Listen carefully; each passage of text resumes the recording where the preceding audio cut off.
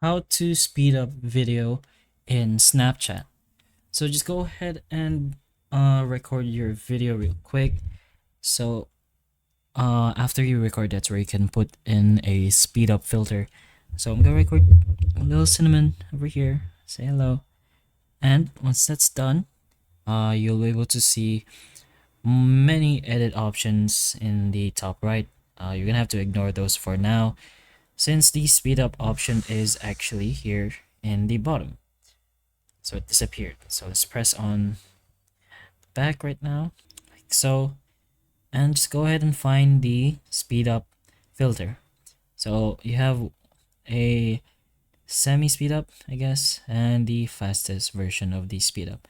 There's only two options, but if you could find one, then that's good for you. But this is technically how you speed up your videos on Snapchat, I suppose. If you want to slow it down, there's that option. But hopefully the information of this video can help you, and if it can, please like and subscribe for more videos like this, and that's all.